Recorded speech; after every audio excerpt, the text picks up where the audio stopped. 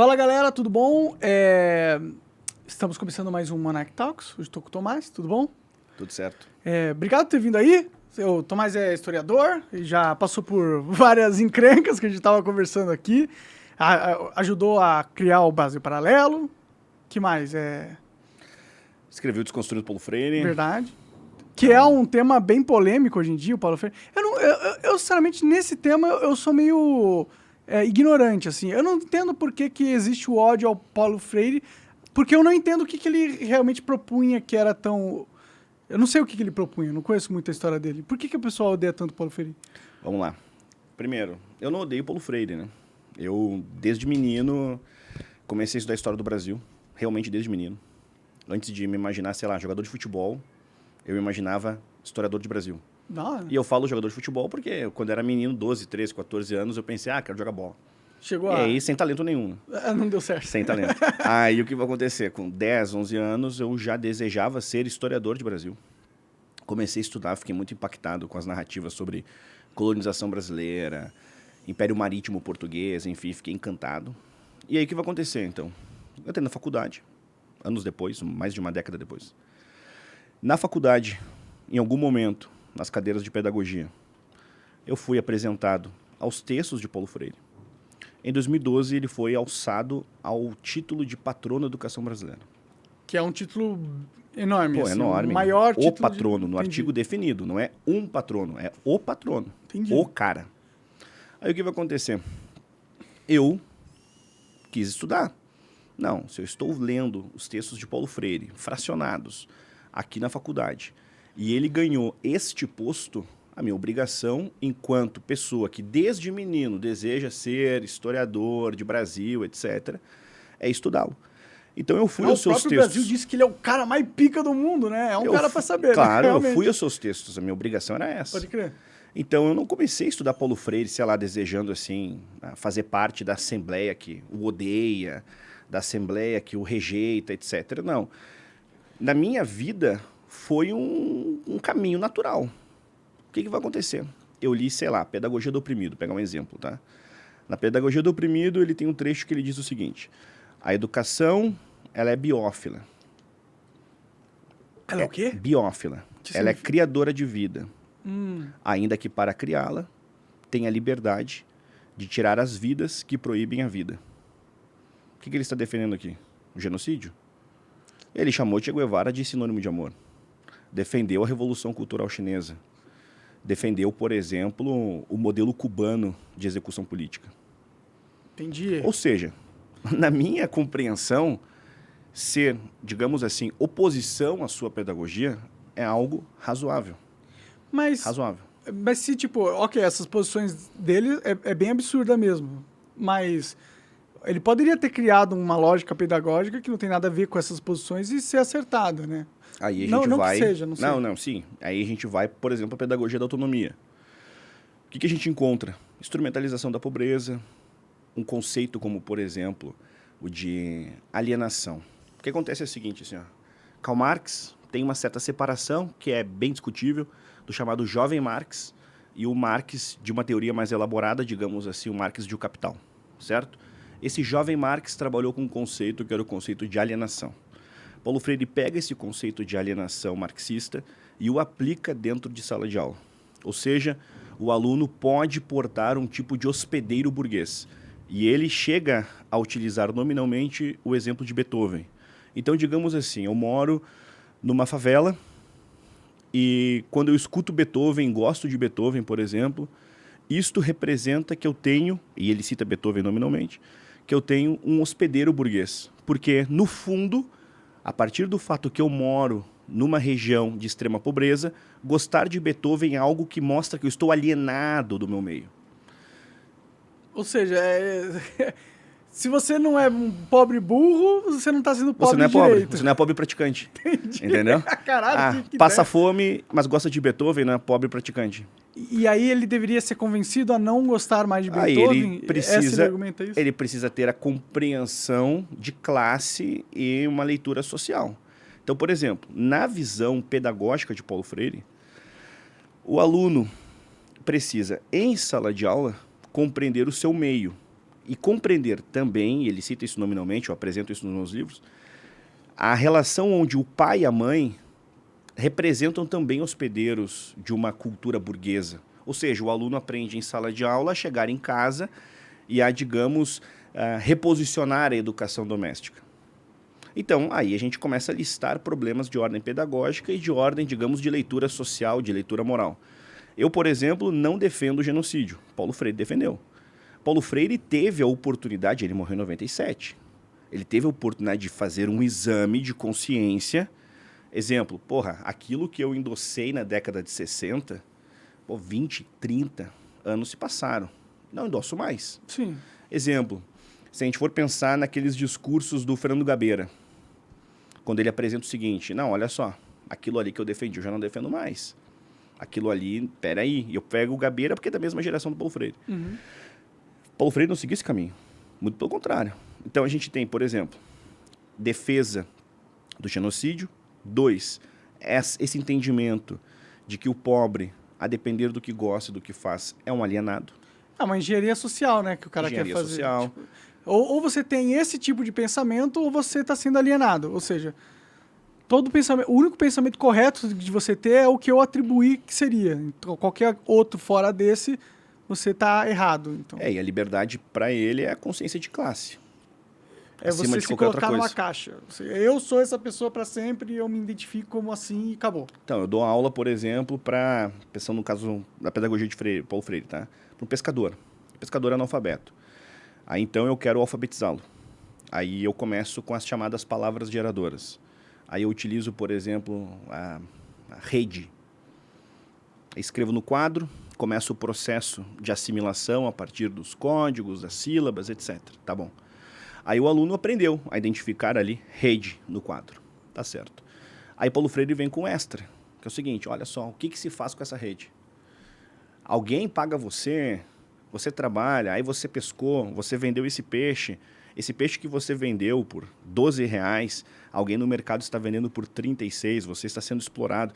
Ou seja, existe uma forma de instrumentalizar o entendimento de pobreza e entendimento de pedagogia. Então, por exemplo, aquela beleza da literatura. Você pode estar, por exemplo, num trem, no metrô, num ônibus, você pode estar sentado ali conversando com Shakespeare. Você não precisa necessariamente estar imerso no meio da bagunça, da balbúrdia. Não, você está naquele momento acompanhado de Shakespeare, independentemente do lugar que você está. Uhum. Esta sutileza, Paulo Freire não trabalha. Entendi. Ele não tenta ensinar, ele não vê o processo de leitura como uma ferramenta de engrandecimento humano, e sim uma de condicionamento ideológico. Exatamente. Pode crer. Então, então ele era um cara muito militante. Muito, ele é um dos fundadores do PT. Se o Lula tivesse vencido o Collor, isso aí é segundo o próprio Lula, tá? Ele teria sido ministro da Educação. Entendi. Então, assim, imagine o seguinte, o tipo de organização política que nós temos. No governo Dilma, então, ele foi alçado a patrono da educação brasileira. Ele é um dos fundadores do PT. Então, é um tipo de organismo que nós temos, portanto, o Estado e a pedagogia petista sendo legitimada nesse tipo de posto.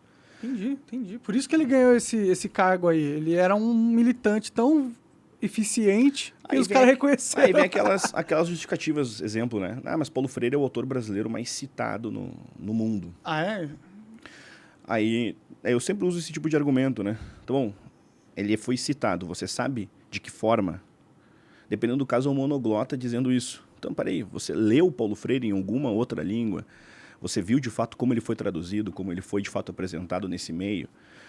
Essa é a primeira questão. Segunda, ser citado ou não, então, automaticamente, se ele é o mais citado na história do Brasil, então Paulo Freire é maior, sei lá, que Platão, que Aristóteles. Já que ele é o segundo, terceiro autor, dependendo do tipo de lista, mais citado no mundo. Entendi. Atrás ali de Foucault, de Marx e tal. Então, eu nunca vi um gringo falar sobre esse cara, pra ser sincero. Aí o que acontece? Exemplo, ele, no tempo do exílio, ele foi alçado a intelectual público de grandes instituições, como o Conselho Mundial de Igrejas. Paulo Freire não foi aquele cara que, por exemplo, escreveu uma obra, alguém, sei lá, nos Estados Unidos, viu aquela obra, que sabia ler português, viu, não, esse cara é bom, vamos aqui apresentá-lo aqui para o nosso meio acadêmico. Não foi o caso. Paulo Freire foi o seguinte, ele estava exilado. O Conselho Mundial de Igrejas, uma grande corporação, pega suas obras, traduz essas obras e distribui. Então, Paulo Freire ser reconhecido internacionalmente, sei lá, de uma maneira mais incisiva do que o Joaquim Nabuco, um exemplo, é algo natural, justamente porque o Joaquim Nabuco não teve uma grande corporação. E eu usei alguém que fez parte de um meio, alguém conhecido, alguém que foi embaixador. Não peguei sequer assim alguém que foi um qualquer, que é o caso do Joaquim Nabuco. Mas, no caso de Paulo Freire, não, ele teve um meio. Entendi. Então, teve um... Mas achei interessante essa história aí. Por que que a igreja tem a ver com o Paulo Freire ao ponto de fazer esse trabalho de disseminação das ideias deles, né? Ainda mais uma organização mundial, né? O Conselho Mundial de Igrejas não é apenas católico, né? Tem lideranças de diferentes denominações cristãs. E no caso, Paulo Freire ele foi um intelectual orgânico, de atuação pública, muito vinculado à teologia da libertação. E quando a gente pensa em teologia da libertação, a gente pensa em Dom Helder Câmara, Dom Paulo Evaristo Arnes, grandes nomes dentro dentro desse segmento de interpretação católica. Pode crer, pode crer. Que é uma leitura marxista, né, dos evangelhos e da vida de Cristo, né? Entendi. E essa ideologia do Paulo Freire ela ainda é usada no Brasil? Ela condiciona a forma com que faculdades funcionam ou não? Ou é algo que as pessoas sabem que existem, estudam, mas o método proposto por ele não é aplicado nas faculdades ou escolas? Eu trabalho com a ideia que o método dele é inaplicável.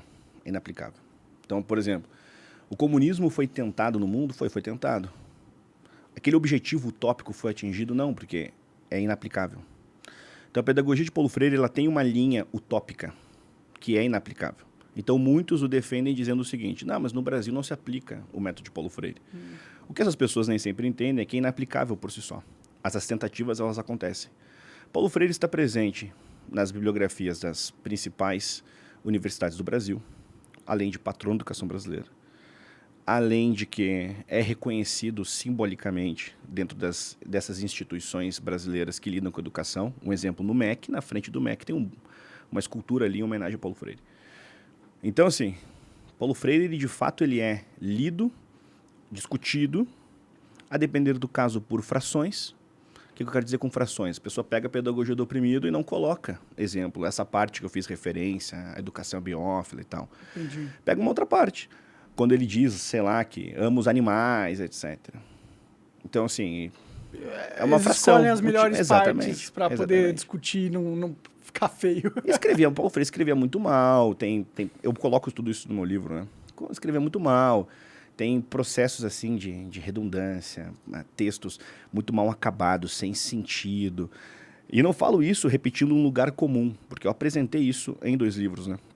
E aí, para concluir esse comentário que tu tinha colocado antes ali, eu cheguei a escrever o livro como uma relação de efeito. Ou seja, eu comecei a ler, aí eu percebi de fato, olha, se discute muito mal Paulo Freire, olhando pelo seguinte ângulo.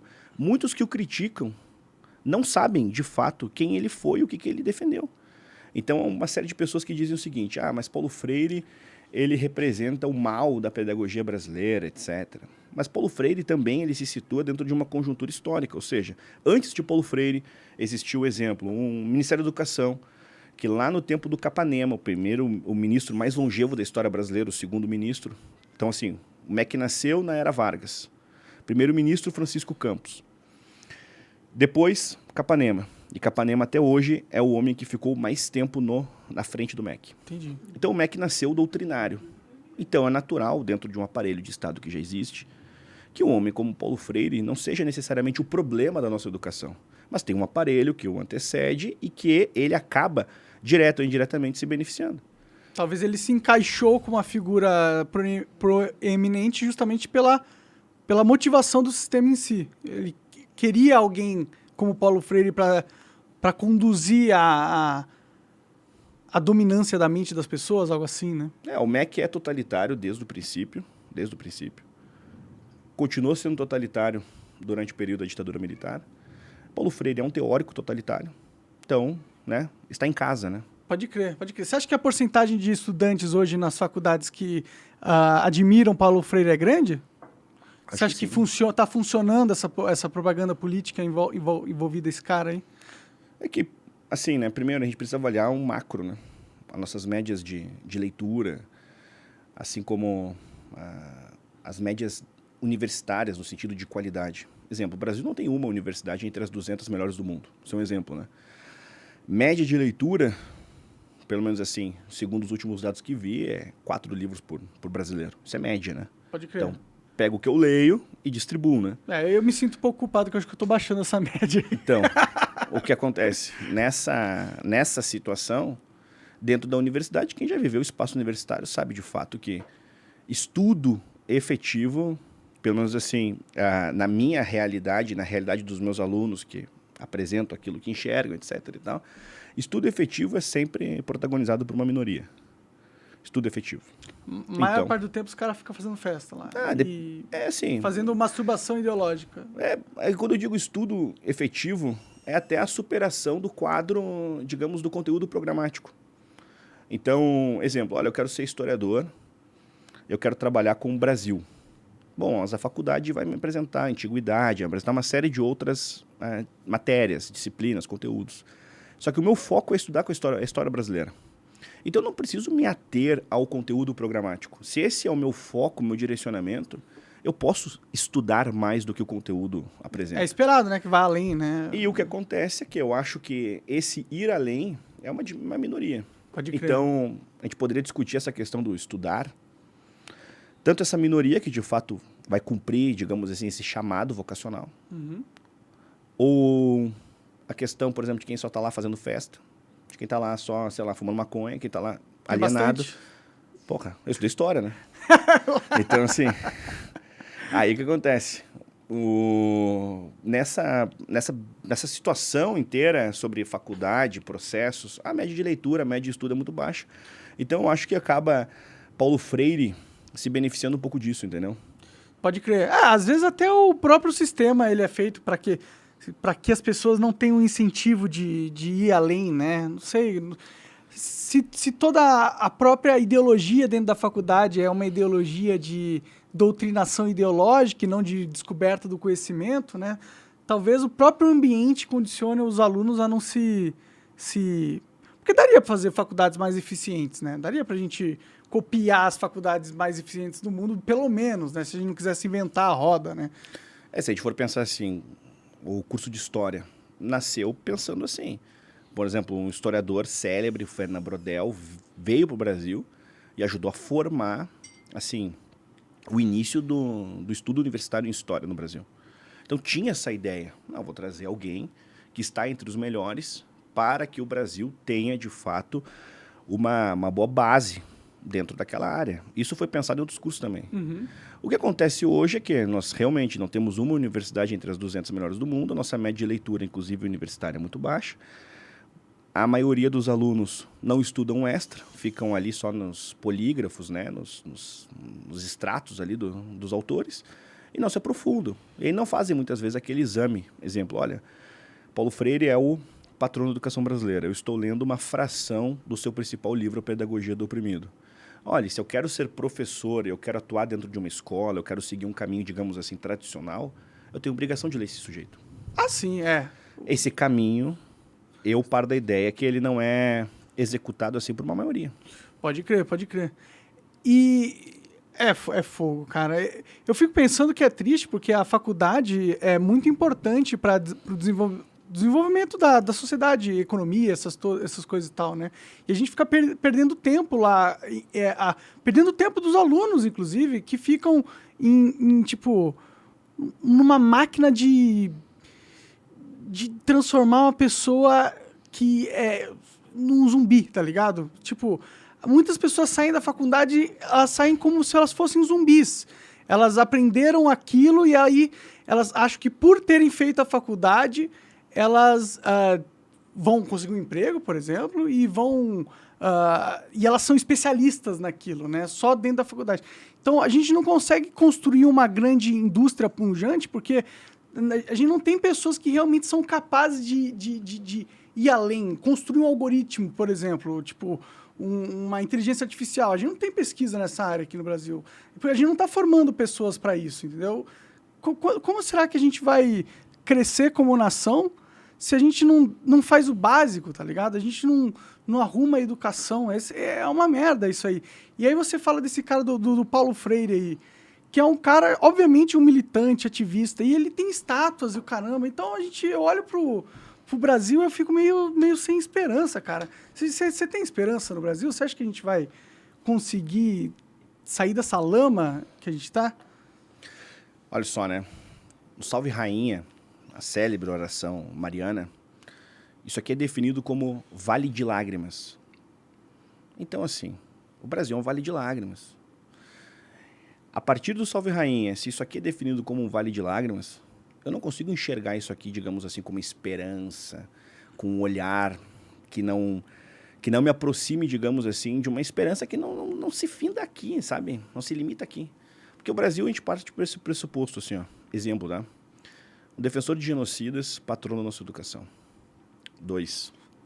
Nós somos um país até hoje sem saneamento básico pleno.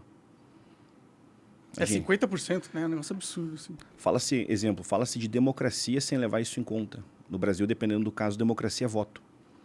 Democracia não é saneamento básico, essas questões que tocam a dignidade da pessoa humana, né? Uhum. Questões básicas. E quando a gente pensa em saneamento básico pleno, vai desde ter condições de cagar e puxar uma descarga, a ter uma água minimamente limpa na torneira. Uhum. Aí vamos mais. Terceiro ponto. Imagine só. Deodoro da Fonseca, primeiro presidente da história do Brasil. Protagonizou o golpe do 15 de novembro de 1889. O túmulo dele fica ali nas proximidades do centro do Rio de Janeiro e é um campo minado de merda. Ainda tinha uma escultura no túmulo em homenagem à mãe dele, que foi uma grande mulher. Roubaram 300, 400 quilos de bronze, que era a escultura da mulher, da mãe dele. Pode crer. Como se fosse uma carteira em Copacabana, entendeu? Pegaram 300 quilos de bronze, 400 quilos de bronze. Deve valer uma fortuna. 400. Aí imagina o seguinte, tu tá falando de um país presidencialista, que o túmulo do seu primeiro presidente é um campo minado de merda, e roubaram o túmulo. Tu tá entendendo? O túmulo do Garrincha, sabia que o túmulo do Garrincha foi roubado? Os ossos do Garrincha sumiram, né? Caralho. Então, assim, dependendo do caso, nós somos um país que vive a banalização do mal. É Garrincha, célebre jogador, Deodoro da Fonseca. Aí vamos mais, a nossa bandeira, ordem e progresso. Sabia que roubaram o molde da nossa bandeira? Ou seja, quando a bandeira foi pensada, etc., houve um desenho. Aqui está, então, a ideia de bandeira do Brasil. Houve esse momento na história. Este material, este projeto foi roubado. Isso é razoável?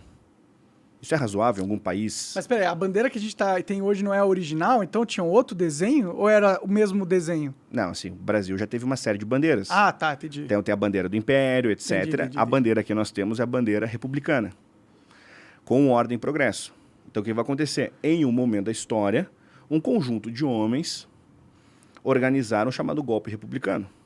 Ordem e progresso, nossa bandeira, faz referência ao movimento positivista, etc., Entendi. Que é um dos articuladores desse golpe. Uhum. Aí o que vai acontecer? O Brasil foi remodelado em matéria de símbolos. O Brasil teve novo hino, nova bandeira, nova Constituição, etc. Aí o que vai acontecer? A ideia de bandeira, ela recebeu um molde, um desenho original. E isso foi roubado. Então a gente começa a pensar assim, ó, olha só. O túmulo do nosso primeiro presidente é um campo minado de merda que eu fiz referência. Roubado, etc. Imagina lá nos Estados Unidos, o túmulo do primeiro presidente deles tá cercado com snipers. O nosso primeiro, o nosso principal museu foi incinerado em 2018. Incinerado. Aí falam, dependendo do caso, vai ser restaurado. Restaurado? Como assim restaurado? Tá cinzas, assim, né? Exato. Eu dou um tiro de 12 na tua cara, depois eu costuro. Foi restaurado a sua cara. Engraçado, né? Sim, ficou. Você está lindo, entendeu? Então, assim, o museu foi incinerado. Então, vamos pensar assim, ó, museu incinerado. Descaso, né? Túmulo do presidente, molde da bandeira, aí ossos do Garrincha, e poderíamos aumentar essa lista de situações. Sim. Aí você me pergunta, tem como ter esperança no Brasil? Não tem. A minha esperança, no caso, ela não consegue se limitar aqui. Eu faço o meu trabalho, entendeu? Você tem uma esperança divina. Tem uma esperança, de fato, assim, católica. Eu me considero um católico existencialista, né? Então, é uma maneira de eu tentar justificar, dependendo do caso, a minha vagabundagem católica, né? E, ao mesmo tempo, brincadeiras à parte, eu vivo algo ali que Miguel Unamuno, por exemplo, tentou definir, compreensão sobre a agonia, sobre a vida, sobre a existência, dentro desse tipo de sentido. Mas, no que envolve aqui a imanência, etc., minha esperança é muito baixa. Minha esperança é fazer meu trabalho. Pode crer. Você é professor, né? O professor tem algo intrínseco à profissão, que é o querer elevar os outros de uma condição a uma outra melhor, né? Então, é por si só uma profissão bem altruísta, entre aspas, né? Porque tem a ver com melhorar a vida dos outros e ensinar, tem um papel importante, né? Por isso que eu imagino que você tenha uma crença que te mantenha nesse caminho. Você poderia estar fazendo outra coisa, né? Um cara inteligente, você podia, sei lá, estar na bolsa de valores. É um desafio. É um desafio, assim, porque como professor, você lida com diferentes expressões não só da falta, digamos assim, de conhecimento, assim, mas muitas vezes da falta dos elementos mais básicos que uma pessoa, no caso, no campo ideal, deveria ter. Então, como professor, muitas vezes, você precisa ser socorrista. Nem sempre eu consigo dar aulas sobre temas relacionados à história do Brasil. Dependendo do caso, você tem que cuidar do aluno que foi molestado, da aluna violentada. Pesado, um exemplo? pesado, então, ser professor é isso. Professor de uma escola, muitas vezes, nem sempre é aquele que doutrina, vilanizado. Dependendo do caso, ele dá aula numa escola que não tem papel higiênico, que não tem giz de cera. Aí aborda, dependendo do caso, 30, 40 realidades.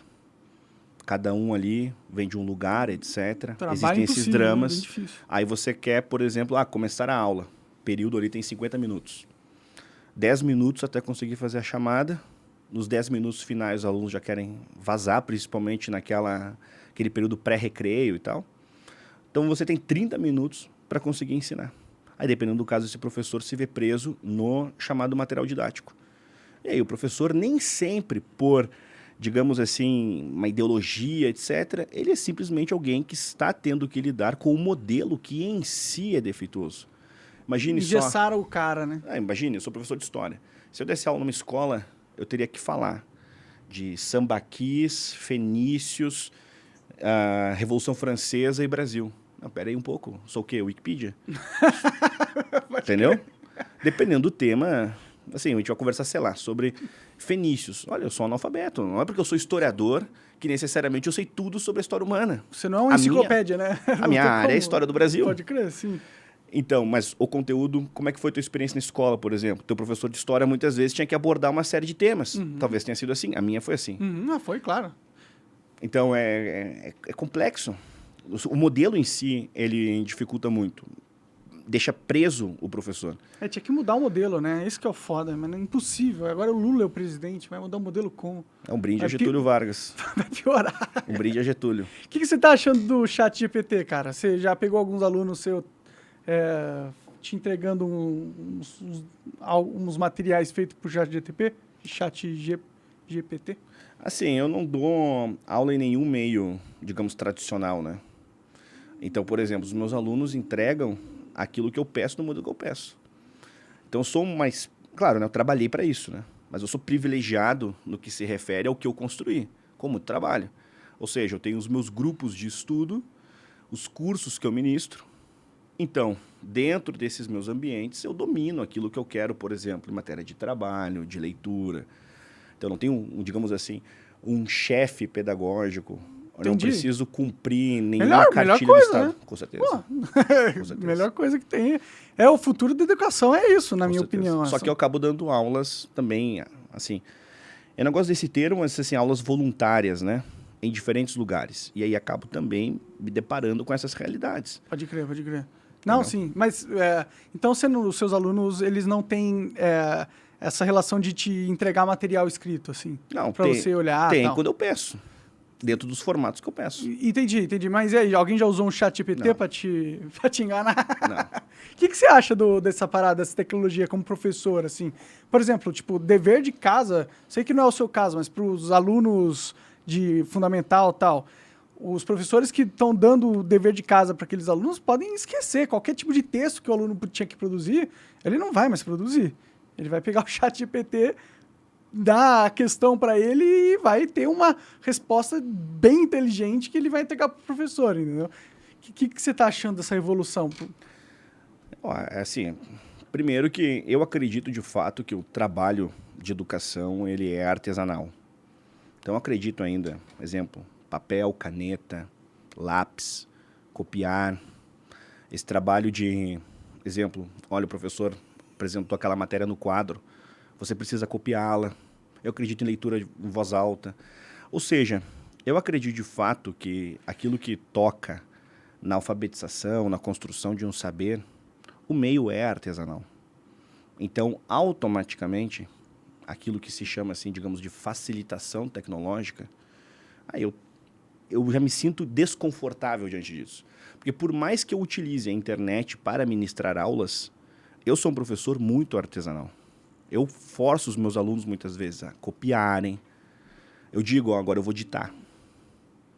Quero que eles copiem. Você acha que memoriza melhor? Com certeza. Entendi. Não sou nem eu, não é assim, não é o que eu acho, né? Tá aprovado Não. cientificamente já. Não, assim, isso vem desde Faz sentido, vem na da, minha opinião. isso vem da antiguidade, vem do período do medievo, Sim, vem da sim. construção do saber dentro dessa chamada idade moderna. O que eu estou fazendo é replicar o que deu certo. Não, pode crer, faz sentido total. Mas eu acho que, tipo, dentro desse contexto, sim, mas tem muitas escolas que estão presas naquele modelo arcaico de lição de casa, né? Então, para mim vai ser engraçado ver essa nova geração de alunos, entendeu? Eu adoraria ser um aluno nessa geração agora. Porque tanto que eu ia não ter que escrever. Eu não gosto de escrever, cara. Eu não sou um aluno exemplar, nunca fui. Tipo, então eu nunca tive uma boa relação com a escola. Você gostava da escola? Também não, eu rodei na escola, fui repetente, bagunçava, não fui um bom aluno. Mas você gostava da escola? Eu não gostava do formato da escola, eu gostava de estudar história, etc. Só que entre gostar da escola e gostar da ignorância, eu prefiro gostar da escola. Então eu fiz esse tipo de caminho. Então eu nunca quis ser o ignorante, eu nunca quis ser o tosco, eu nunca quis ser o imbecil, eu nunca quis, dependendo do caso, escutar alguma coisa que não despertasse em mim um senso crítico para querer estudar aquilo. Eu nunca quis ser a pessoa que valida os discursos bovinamente. Mas isso não foi algo que a escola te deu, né? Foi algo que você... É uma mentalidade sua, né? Que te ajudou. Assim, em partes não foi, de fato, assim, não foi a escola que me deu, mas eu tive, por exemplo, uma ótima professora, minha professora de história, Carmen Petrini. Foi um modelo para mim, naquele momento, naquele, digamos assim, impacto da infância, início da adolescência. Ela pegava os mapas, pegava ali uma antena de TV, ficava apontando aqui, acolá. A pedagogia dela me ajudou a pensar fora da caixa. Então, tudo bem. Tem uma certa, digamos assim, motivação de ordem individual, aspas, espontânea, mas também ela foi alimentada com boas pedagogias. Eu dei destaque a uma dessas minhas professoras. Pode crer, pode crer. Mas na escola em si, eu nunca gostei do formato.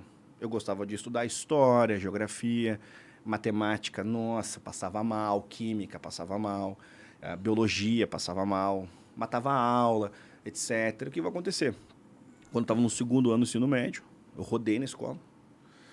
E aí eu comecei a me sentir constrangido. Eu não consegui desfrutar daquela, aspas, experiência de você chegar na nova turma, mais velho, digamos assim, empoderado, malandro e tal. No meu caso foi assim, não, pera aí um pouco. Pô, rodei, tô me sentindo burro aqui, eu sou publicamente o ignorante. Eu pensei no outro lado da repetência. Falou como eu pensei, né? Como eu encarei, como bateu né? em você, sim. Exatamente. Então, assim, porque dependendo do caso, eu tive colegas, assim, do tempo de escola, que rodavam e chegavam na sala empoderados, entendeu? Porque eles são mais velhos que todo mundo e já conhecem tudo. Uma outra, como a gente fala lá no Sul, uma outra cancha. Sim. Agora... Mas é um ano de vida que você tá perdendo também. Exato, eu pensei isso, entendeu? Sim, sim. Então, eu tive bons chefes de trabalho que me fizeram também enxergar coisas fora da caixa. Então, nesse sentido, eu fui uma pessoa que dei sorte, assim. Assim, eu entendo que o ambiente das escolas, elas têm coisas positivas, assim, né? Mas eu só acho que a gente tinha que modernizar. Ainda mais, assim, com a tecnologia do jeito que tá, já não faz mais sentido levar... E eu sou do tempo também, que era, sei lá, como é que era? Retroprojetor, sabe? Pode crer, era uma outra coisa, sim, era uma outra coisa. Eu lembro assim, tinha a sala do vídeo, e aí tinha que reservar a sala do vídeo. Enfim, eu estudei numa escola pública, minha vida toda eu estudei na mesma escola, dependendo da época, era uma das escolas mais violentas de Porto Alegre. Então, assim, eu vivi um ambiente que eu reconhecia e muitas vezes estava dentro dessa ineficiência do sistema escolar. Então, eu sou muito crítico no formato dessas escolas. A começar pelo fato de que uma escola não tem, muitas vezes, a autonomia pedagógica que, para mim, a escola deveria ter. Exemplo, a escola fica refém de um tipo de modelo que vem do próprio Estado, isso desde a era Vargas, e com isso a escola fica presa, fica asfixiada. Então, exemplo, olha, eu sou luterano e eu quero que os meus filhos estejam na escola luterana e que antes de começar as aulas eles aprendam a rezar assim, assado, fazer isso. Dependendo do caso, o MEC não vai permitir. Então, eu não tenho, de fato, a autonomia de colocar os meus filhos numa escola que professe, por exemplo, a minha religião. Se eu quero, de fato, que o meu filho aprenda, exemplo, latim desde do primeiro ano, dependendo do caso, o MEC não vai permitir. Então, tem uma série de burocracias. Exemplo, tem o chamado PCN, que é um parâmetro curricular que vem para ser uma espécie de instrumento pedagógico para melhorar a pedagogia do professor. Então, PCN, dependendo do caso, vai pregar uma série de absurdos. Uma série de absurdos. Tipo o quê? Tipo, dependendo do caso, o que hoje se discute sobre gênero, dependendo do caso, é o professor tendo que apresentar a Revolução Francesa numa premissa ética. O que isso significa, dependendo do caso? O professor vai chegar em sala de aula, vai tomar discurso e o professor de história vai deixar de apresentar o fato e vai começar, de fato, a estabelecer ali o quê? Uma elaboração particular. Isso não é da área da própria história. Pode crer. Então, o professor de história, dizer o que ele acha sobre as coisas, mas ele abre um parêntese e diz, mas segundo o que eu acho, está aqui. Fecho o parênteses e sigo com o conteúdo. O que vai acontecer? Um PCN, dependendo do caso, do que hoje se acha que é contemporâneo, isso na década de 90 já era discutido. Sei lá, Paulo Freire, isso antes da Marta Suplicy ser prefeita, aí olha só, né? Existia um grupo que é o GTPOS, que era o Grupo de Trabalho de Orientação e Pesquisa Sexual, se eu não me engano, essa é a definição da sigla. Mas foi lançado no final da década de 80 um livro chamado Sexo se Aprende na Escola. Então, há quem ache que a chamada... Que título, filho da puta. Há quem ache que a chamada educação sexual chegou quando o Bolsonaro popularizou o aspas kit gay. Sim, sim. Ou seja, olha o absurdo que está acontecendo nas escolas. A recepção muitas vezes era essa, né? Sim. Tá, mas espera aí, 20 anos, 30 anos antes, isso já estava sendo debatido, inclusive por Paulo Freire, num grupo de pesquisa que contava, exemplo, com as participações da Marta Suplicy, do Mário Sérgio Cortella e outros. Aí tem uma dinâmica ali que é a dinâmica massinha. Aí pega os alunos ali, mais ou menos de terceiro ano, terceira série, e os alunos têm que tem que fazer ali o que viu ao seu aparelho reprodutor em massinha. Aí os alunos conversam, etc. Isso não é razoável. Pra quê? Pra entender a anatomia? Ele sabe, ele sabe qual que é a anatomia da parada. É mais fácil pedir pra ele brincar. Quando você tenta muitas vezes entender pela razoabilidade aquilo que é em si revolucionário, a gente já está errando no direcionamento no nosso senso crítico, ainda não? É assim, ó, eu acho que a escola não tem que ensinar sobre sexo, tipo, é assim que transa. Eu acho que, tipo, pode ter, quando a pessoa tem, sei lá, uns 14, uns 13 anos, pode começar a ter sobre doenças sexuais, essas coisas. Eu acho que faz sentido as pessoas saberem. Dependendo do caso, Monark, deveria ser função, digamos assim, da orientadora pedagógica, de uma psicóloga na escola. Sim. Sabe? O caso é quando isso entra em sala de aula e nós estamos falando de infância. De infância. Então, terceiro ano é quantos anos? Terceiro ano 9 anos. 9 anos, não.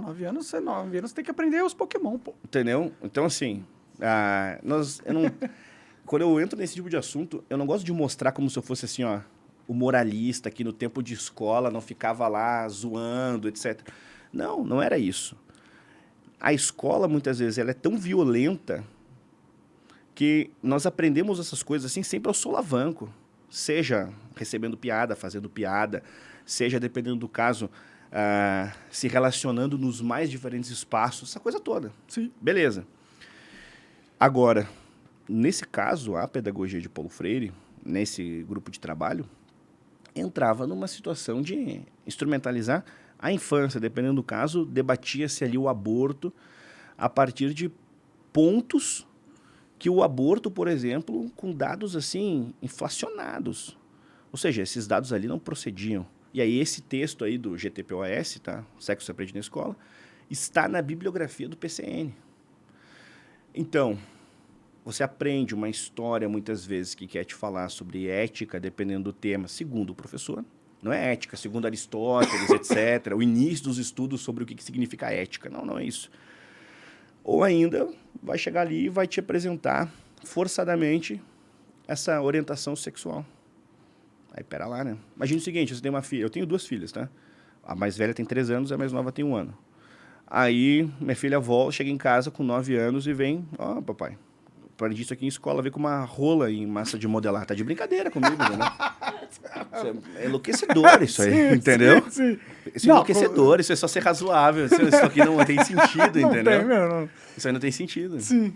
É foda, cara, é foda. E a gente sabe que isso é feito porque tem toda uma agenda política ali, né? De controle da mente das pessoas pra, no fim, gerar os votantes de merda, os caras que votam em Lula, tá ligado? Só que a gente tá falando isso aí na década de 80. É por isso que o Lula é o presidente. Não, mas imagina o seguinte, isso é na década de 80. Sim. E aí as pessoas ficaram escandalizadas com justiça, mas com atraso. Sim. Aquilo ali é o quê? 2011? Essa situação, acho, do kit gay do Bolsonaro, que ele botava ali o dedinho, lembra? Sim, sim. Então, assim, isso é 2011. Então, eu vou querer um cafezinho. Cafezinho? Um café. Então, assim, 2011. Então, imagine. De lá pra cá, a gente tá falando aí, quantas coisas aconteceram. E ainda, sei lá, na década de 90, porra, a gente viveu, assim, a sexualização da infância na TV aberta, entendeu? Sim, né? Verdade. Banheiro do Gugu, os caras... Banheiro do Gugu, sei lá, Cascaveletes lá no programa da Angélica, Eu Vou Comer Você, e as crianças dançando e tal. Nossa. Então, assim... E agora tá pior ainda, né? Agora aquele vídeo da Xuxa com a Xuxa com a Paquita, propaganda do Chupa Chups. Tu lembra do pirulito? Ah, não lembro. Então, assim, programa de infância, criança. O que eu quero dizer com isso? Por que será? Por que essa necessidade de empurrar a sexualidade cedo nas crianças? Assim? Por quê? O que eles esperam ganhar com isso na sua imaginação?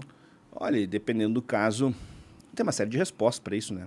Vai desde um campo teórico que tenta legitimar isso, até uma, digamos assim, uma percepção social. Só que quando a gente fala de crianças, de jovens, a gente está, de fato, atuando na geração futura, né? Mas por quê? Por que é vantajoso para eles, na percepção deles, que as crianças sejam ultrasexualizadas, assim? Por que eles querem crianças que sexualizem mais cedo? Por que tem essa... O que eles ganham? O que eles vão transformar a sociedade? Por que isso é positivo? Fico tentando pensar, porque...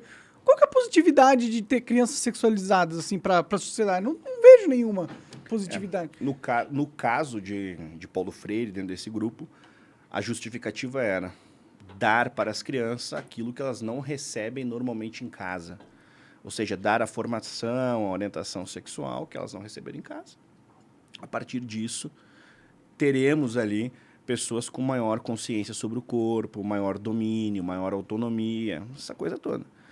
O que acontece é o seguinte, a gente entra num tema que é o verdadeiro vespeiro, porque se a gente for discutir sexualização infantil dentro da história brasileira, nós teríamos que começar a levantar o questionamento assim, tá bom, porque o Gugu promovia a banheira do Gugu domingo de tarde, a família sentava e assistia aquilo ali passivamente. A gente precisa entrar tanto no elemento teórico como no campo das mentalidades. É um estudo que eu acho que no Brasil ainda não foi feito. Isso é interessante. Muito.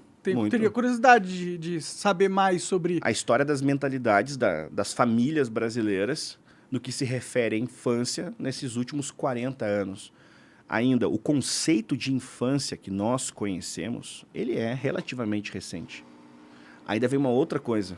Exemplo, se a gente for pensar no Brasil no começo do século XX, não era estranho, e talvez tu tenha casos assim na tua família e tal, tenho casos assim na minha família, de que assim, até metade do século XX, dependendo do caso, assim, a tua bisavó, por exemplo, tinha 12 anos e casou. Pode crer, tem que... Hoje, isso já não é mais aceitável. Sim. Ou seja, a gente também precisaria entrar nesse estudo em como a mentalidade, digamos assim, no nosso país, no que se refere ao entendimento de infância, o entendimento do feminino, essa associação, dependendo do caso, de que, olha, não é porque a mulher recém entrou no ciclo menstrual que ela necessariamente já é uma mulher. Essa série de questões, né? Sim. Tudo isso precisa entrar nesse estudo. Eu acho que é um trabalho que ainda não foi feito. Pode crer. Realmente é interessante como o brasileiro é sexualizado, cara. Nossas músicas populares são sexualizadas, nossas atrizes, tudo, as novelas. E só tá piorando. Às vezes eu fico achando que tem alguma coisa negativa que acontece com a gente quando a gente sexualiza mais rápido, tá ligado? E talvez coloque as... Eu acho que a intenção é colocar as pessoas em posições de fragilidade social, sabe? Porque, pô, se uma mulher ou um cara tem filho cedo, já dificulta a vida dele pra ele arranjar um emprego, pra ele estudar. Talvez seja uma tentativa de deixar a sociedade mais fraca de alguma forma, cara. Porque não pode fazer sentido na cabeça delas, uma criança de 9 anos fazer uma massinha de pica, tá ligado? Nem que precise eles pedirem pra fazer, porque a maior coisa que mais tem é um moleque de 12 anos desenhando pica em tudo que é canto, né? No Rorex, na cadeira sim, da escola. Sim, é sempre. Clássico. Você não precisa mandar eles fazerem isso, eles vão fazer automaticamente, né? Inclusive, a gente tinha que trabalhar para diminuir um pouco, né, da sexualização da galera. Eu penso assim, primeiro, né, esse tipo de enfraquecimento social, ele tem o seu sentido a partir do momento que, exemplo, dependendo da teoria, nesse caso a teoria freiriana, ele se apresenta ali como o homem que conduz, uma espécie de Moisés, entenderam? Entendi. Estou tirando vocês aqui, caminhem comigo, nós chegaremos para um lugar, a Terra Prometida, dentro do campo pedagógico. Então, que de fato existe uma questão de dominados e quem domina, isso sim. Eu não tenho como responder por óbvio, assim, ó, dentro desse estudo que eu disse que nem foi feito ainda, então, assim, eu nem o fiz e nem teria como ter uma opinião sobre ele, né? Que a gente teria que entrar numa série de questões sobre a nossa mentalidade. Enquanto país, nesse sentido, o que se legitima. Dependendo do caso, a gente vai entrar. Assim, exemplo, poxa, tinha tamanquinho da tiazinha.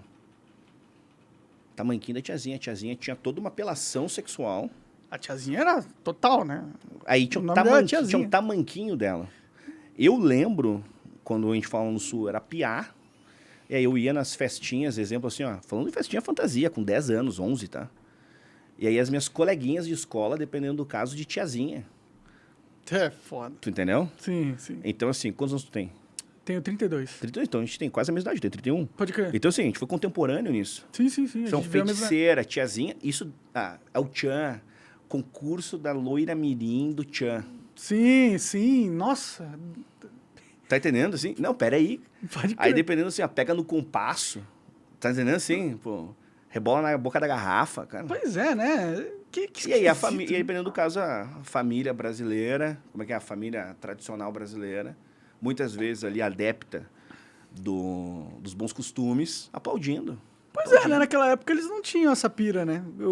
Inclusive, eles gostavam, né?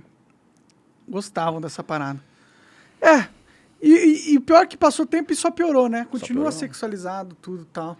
Não, dependendo do caso, melhorou. Qual caso melhorou? Não, hoje, dependendo da situação, você não tem da mesma forma, em TV aberta, algo tão escrachado como existia. Aí a gente pode pensar assim, tá, mas isso aí porque a TV aberta perdeu o protagonismo, etc. A criança não vê TV aberta, né? Tá, a gente vai entrar numa série de questões para poder responder essa situação. Sim. Mas, objetivamente, a grade televisiva já não legitima aquilo que legitimou. É verdade. Entendeu? Sim. Ponto 2. Se o pai e a mãe exercem controle naquilo que os filhos fazem, assistem, o pai e a mãe conseguem, de fato, trabalhar isso e gerenciar. Porque esses meios, pelo menos assim, os que eu conheço, deixam os pais confortáveis. Sim, até no TikTok tem um modo pai relax. Eu nem conheço, que eu nunca entrei ali. Pode Assim, é crer. tão radioativo que eu nunca quis entrar. Mas Entendeu? tem coisa legal no TikTok também. É bom pôr conteúdo lá também. Ele viraliza bem, bastante as coisas lá. Mas tem muita dancinha, né? A primeira vez que você abre uma conta no TikTok, ele vai te entregar dancinha de mulher, tá ligado? Então, o que eu imagino que tem de jovem de 13 anos ali, o dia inteiro no TikTok, assim, só vendo dancinha, não deve ser pouco não, viu, cara? Infelizmente. Mas aí tem falta algo antes disso, né? Os pais Pai e nunca, mãe, né? nunca, mas os pais brasileiros, ó, eu tô te dando comida, te pus na escola. O resto você se vira, meu irmão. Eu tenho que trabalhar, tenho que fazer outra coisa, tá ligado? Essa é a realidade dos pais brasileiros, tá ligado? Então, vai ser complicada aí essa situação. Você acha que a gente um dia vai viver... Você tem 2 filhas, certo? Você vai colocar elas na escola, mano? Vou. Por que você não faz um outro rolê, tá ligado? Você é professor, pô. Por que você não cria você mesmo uma grade pra elas e uma forma delas aprenderem? Porque, exemplo, em física eu sou analfabeto. Não tem como ensinar Mas pra você elas. conhece um professor de física? Aí que eu quero dizer. Exemplo, eu acredito de fato no modelo híbrido. Eu não quero criar 2 meninas que não conseguiriam sobreviver dentro de uma realidade macro sem a presença do próprio pai. Eu acredito de fato na socialização, eu acredito de fato de que o filho, a filha precisam do seu espaço, eu acredito nessas coisas. Evidentemente que eu não estou defendendo uma certa libertinagem, uma liberdade integral, sem o meu olhar, sem a minha supervisão. Não se trata disso. Mas eu acredito de fato de que numa boa escola, as minhas filhas poderão ali aprender coisas que dentro de casa eu acredito que um pai e uma mãe não conseguem ensinar. E aí eu acredito na complementação. Então, por exemplo, eu quero que as minhas filhas aprendam desde cedo latim. Vou usar essa referência. Bom, eu sei quem eu posso chamar, conheço o professor, ok. Física, tá bom, eu chamo um professor e ensina no período inverso. Inglês, francês, essas questões que eu quero poder complementar. Fora ainda que eu acredito nesses espaços assim de formação coletiva, exemplo. Eu quero que as minhas filhas novas entrem, sei lá, num balé, num jiu-jitsu, num vôlei. Então, né, nesse sentido, eu acho que um esporte, ele é muito mais socializa muito mais do que a escola. A escola é ficar sentado numa cadeira ouvindo o professor. É que aí a gente Sei, já, eu é não- que, é que a gente já eu, entra... se eu tivesse filhos, eu gostaria de poupá-los de passar por esse sistema arcaico, entendeu? Que aí a gente já entra numa segunda fase da vida escolar. Eu estou me referindo aqui aos primeiros 4, 5 anos, entendeu? entendi. Ou seja, assim, é uma professora em sala de aula, aquele modelo, digamos, de aprender a escrever com a professora te olhando, você tendo o colega, e vendo de fato as suas deficiências, já tendo imediatamente um meio comparativo, É legal ter referências, convívios. né, da sua idade, né? Então, Sim. Isso é depois importante, né? dessa etapa, aí eu preciso analisar a conjuntura, digamos assim, nacional. Ou seja, você vai colocar sua tu filha numa entendeu? escola de Paulo Aí, Freire, mano. entendeu? Pra ela fazer massinha de Não, pica. e ainda assim, o que acontece? Imagine só, ela é filha do desconstrutor do Paulo Freire. Porque o meu livro, se eu for somar os 2 livros ali, já são quase 100 mil exemplares vendidos. Caralho, da hora demais. Então, dentro de pedagogia brasileira, um lançamento que foi ali autopublicado, livro de estreia. Autopublicado? Esse número é muito expressivo. Não, sim. E aí a sim. minha filha entra numa escola, pega a mais velha, por exemplo, como um caso, ela entra na escola e daqui a pouquinho a professora sabe, vê pelo sobrenome, sei lá, me vê buscar, marcou. Vou doutrinar essa mina Aí, pra ele ter exatamente. uma, E aí, uma Paulo entendeu? Freirezinha dentro de casa. Então. Daí vem aquela vingança, dependendo do caso, aquela situação assim, ó. A professora até não aplicaria a dinâmica massinha, mas descobriu que a minha filha, agora vai ter massinha nessa sala, entendeu? Então, assim, eu não quero isso. Sim, Eu não quero colocar as minhas filhas numa situação, evidentemente, vulnerável. O que acontece também, eu moro numa cidade que tem 30 mil habitantes. tem o senso comunitário diferente. Eu moro na Serra do Rio Grande do Sul. Boa parte da minha vida eu morei em Porto Alegre, depois eu mudei. Então, eu moro na Serra, numa cidade pequena. A minha filha mais velha, já há mais de 1 ano, está na escola, fica meio turno. E os resultados são muito positivos. Aquilo que ela entrega já em matéria de assimilação, de diálogo, etc. Ou seja, eu estou vivendo uma experiência com a minha filha mais velha, de escolinha, muito boa. Muito boa. Então, estou observando e as coisas... É que um pai, na minha forma de ver, precisa ser prudente. Eu não posso traçar a vida da minha filha pelos próximos 10, 20 anos de uma maneira assim arbitrária. Eu tenho, evidentemente, um tipo de planejamento. Isso sim, uma ideia prévia. Sim, sim. Mas eu quero poder sentir uma realidade, entendeu? Pode crer, pode crer. Sim. É que eu tenho traumas com o colégio, então eu tenho um receio dessa parada. Eu também não gostava, como eu disse antes, né? Da escola. Pra mim era um inferno, todo dia era um inferno. Acordar e ter que ir pro colégio, assim, eu me sentia um preso. Mas o ambiente escolar, isso é o Foucault mesmo trabalhou, né? Dependendo da conjuntura arquitetônica da escola, realmente parece um presídio, né? Toca sirene, os alunos vão pro pátio. De fato. Tem que cantar hino nacional, canta hino nacional. Só que esse modelo não representa, digamos assim, como a escola foi pensada. Tu entendeu? O que eu quero dizer com isso? A escola não foi inventada nesse formato. Esse formato pegou algo que deu certo na história humana, a gente vai pensar em escola, assim como universidade, pega um formato que já existia, pega uma ideia que já existia e, dependendo do caso, destrói isso. Industrializa, né? Industrializa, massifica.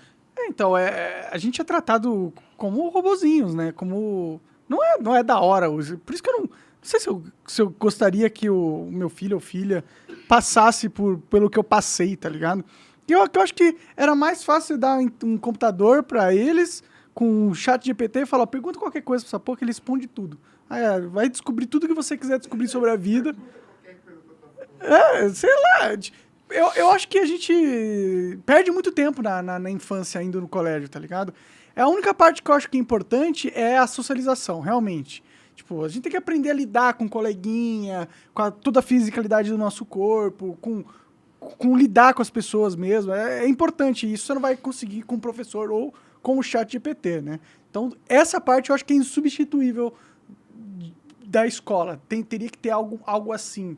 E eu não sei como que eu faria isso sem usar o próprio ambiente escolar já colocado aí. E a gente também entra...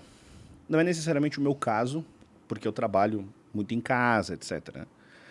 Mas o próprio modelo de realidade, vamos chamar assim, de realidade burguesa, pós-processo industrial, faz com que o pai e a mãe, muitas vezes, não consigam dar para o filho essa, sei lá, educação doméstica, esse homeschooling, pelas mais diferentes questões.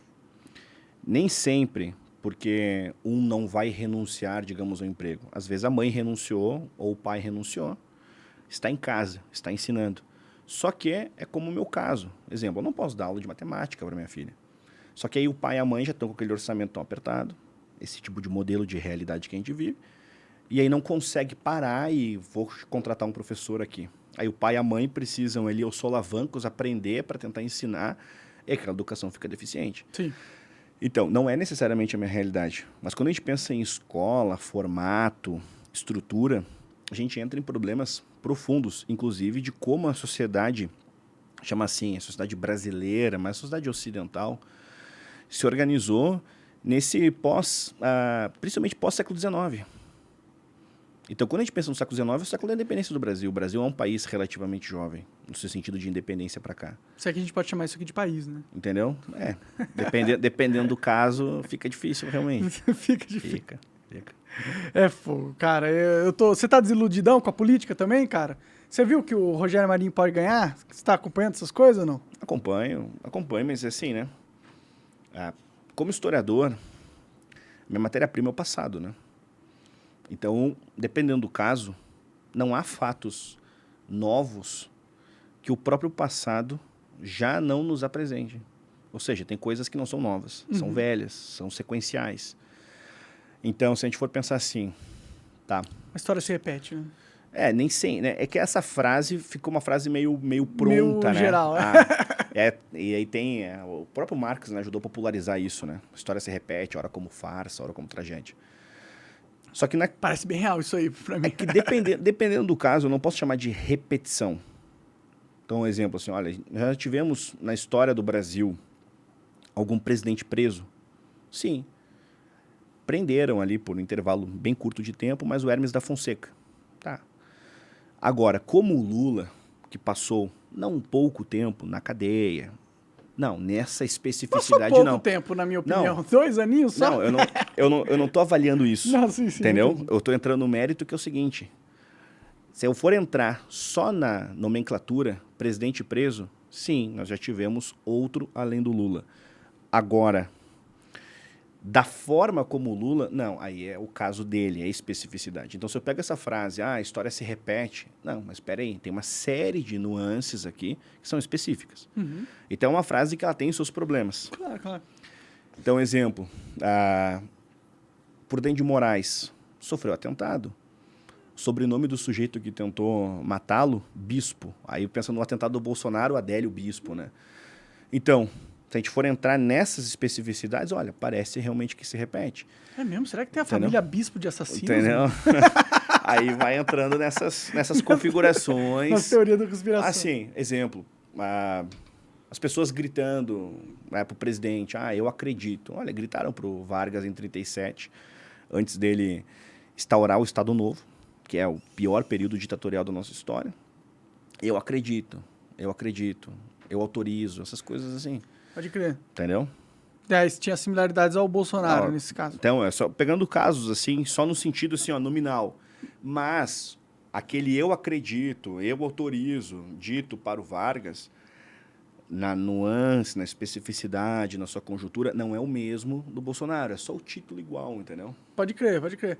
Mas você não acha... Muita gente diz que o Bolsonaro, se quisesse, dava um golpe. Tipo, se pudesse, dava um golpe. Você acha que existia esse intento no bolsonarismo de realmente dar um golpe?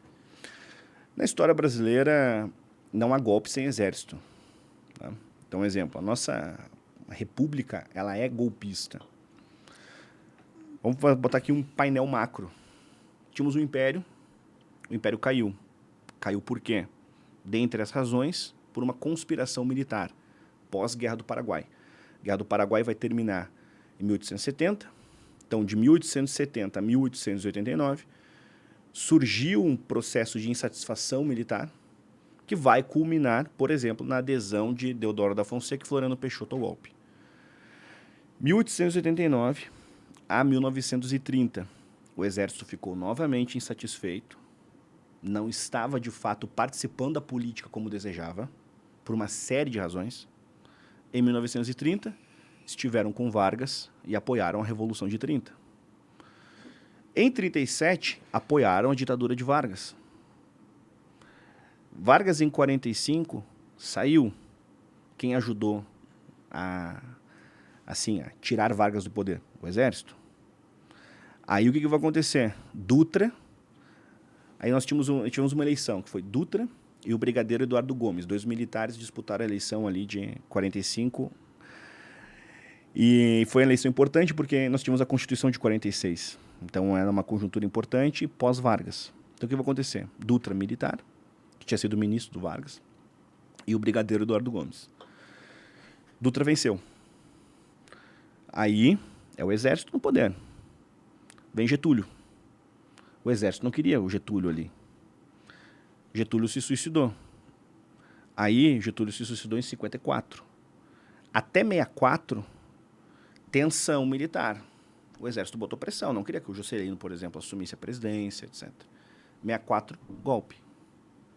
Aí o período revolucionário, contra-revolucionário, ditadura, aí uma série de nomenclaturas. Inclusive eu vou lançar um curso sobre esse período de 64 até 85. Legal, esse é algo bem interessante, porque é muito discutido hoje em dia. E dependendo do caso, a gente precisa discutir desde a titulação.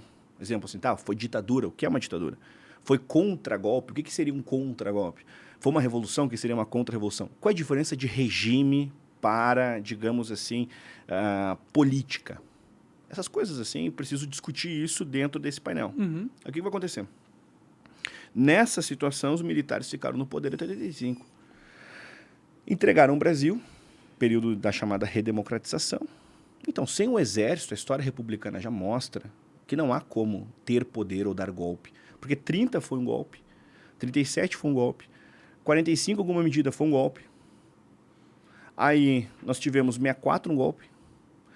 Exemplo, Deodoro da Fonseca, lá em 1889, assumiu o poder num golpe. Aí o vice dele, Floriano Peixoto, deu um golpe para que o Deodoro saísse. É muito golpe na história brasileira, hein? Muito, Caralho. muito. Fiquei surpreso que não aconteceu. Quer dizer, teve um golpe aí, né?